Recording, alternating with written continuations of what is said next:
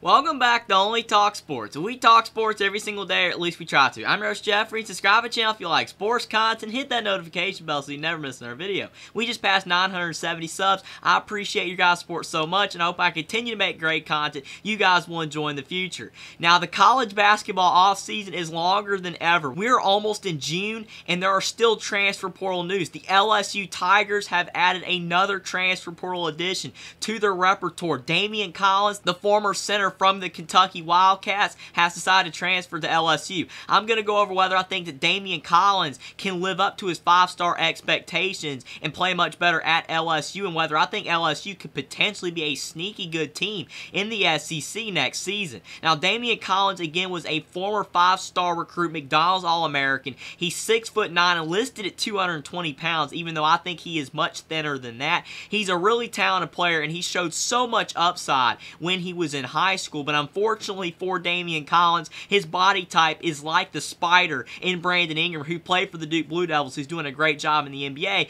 but Brandon Ingram plays more on the outside. He's more of a three-point shooter. He's more of a driver. Unfortunately for Daimion Collins, he plays more inside. He doesn't shoot the basketball at a high level from the outside. He's never hit a three in college at Kentucky in his 2 seasons. He did shoot 42% from the field and 61% from the free throw line this past season for Kentucky, but as a freshman, he did shoot 85% at the line. So maybe he can improve at the free throw line and maybe eventually extend his game out to the three-point line. But unfortunately for Daimion Collins, if he's going to be playing more inside as a power forward or center in college basketball, he's going to have to gain some weight. And Daimion Collins was already thin in high school, but when he went to Kentucky, it looked like he lost even more weight. And I think part of the problem was that Daimion Collins' father passed away before his sophomore season at Kentucky. Rest in peace to Daimion Collins' dad. It's a sad story for Daimion Collins, and I think that really hurt his development in college basketball. Having to go through the loss of your father is one of the toughest things to go through.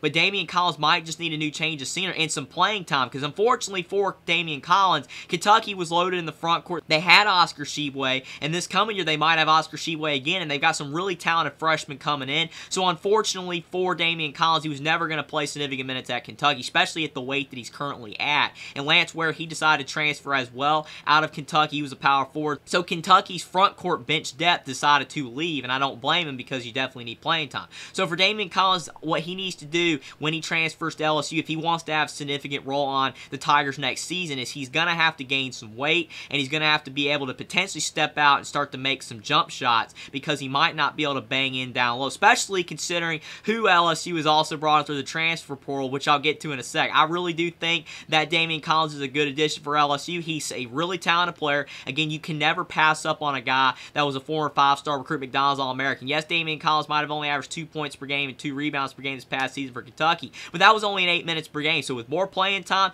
comes more opportunity, and I think for LSU and Matt McMahon at head coach, who I think is doing a great job stockpiling talent at LSU. After Will Wade was fired, LSU was in bad shape, and they only went 14-19 and 2-16 in the SEC this past season. But in the era of the transfer portal, you can quick fix your program by bringing in really talented players, and that is what Matt McMahon has done by bringing in players like Daimion Collins, who could be the last player LSU brings in through the portal. There's still some guys left in the portal, and I think the Tigers have maybe another scholarship or two available. But as is, what Matt McMahon has done bringing in talent, he's done a great job at LSU, and Daimion Collins' addition is just extra icing on the cake. But looking at some of the other players LSU's brought in, they've got 2 freshmen coming in this 2023 class. 4-star Corey Chess, he's a 6'8" power forward. He could be a guy that maybe plays some significant minutes next year for LSU. And they've got 3-star Mike Williams, he's a 6'3" shooting guard. But even more important than both of those players, even though I think both of those players will be solid for LSU next year, is Santa Clara transfer portal guard Carlos Stewart. He's a 6'2" guard that averaged 15 points per game this past season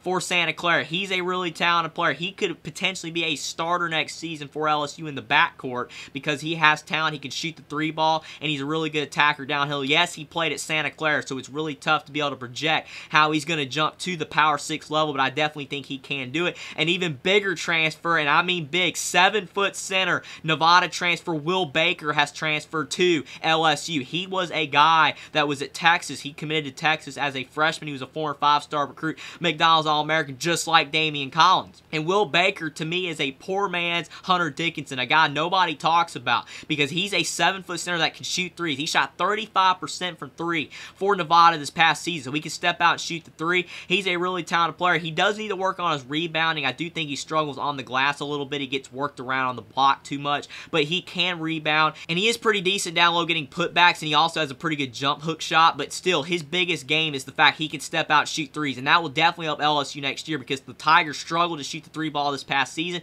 Will Baker should definitely help out in that department. Hunter Dean is a 6'10" power forward from George Washington. He averaged 9 points per game. Daimion Collins might learn behind Hunter Dean because I think that Daimion Collins could come off the bench for LSU next year. He could start, but the fact he won't have to start, but he will still get meaningful minutes for LSU next year is a good development for Daimion Collins. Definitely a good decision by him to transfer to LSU. A team that definitely needs a stockpile of talent, but also a team that can bring him off the bench and be able to learn behind some more experienced players. Even though this is a team that has never played together before, all these players are going to be new, so that's going to be interesting to see how Matt McMahon can mesh all of his talent together, which could be some growing pains for LSU early in the season, but once all his talent comes together and this team starts playing at a high level, LSU could be a middle-of-the-pack team in the SEC next year, which would be a major step forward from their 14-19 season last year. They've also got in Tulane transfer guard Jalen Cook. He's a 6-foot point guard, and he should be a lock to start for the Tigers next year. He averaged 20 points per game this past season. He is a bucket getter, and he can facilitate as well. Tulane was a really solid team this past year in the American Athletic Conference, and Jalen Cook was a big reason why because of his scoring ability, his scoring nature,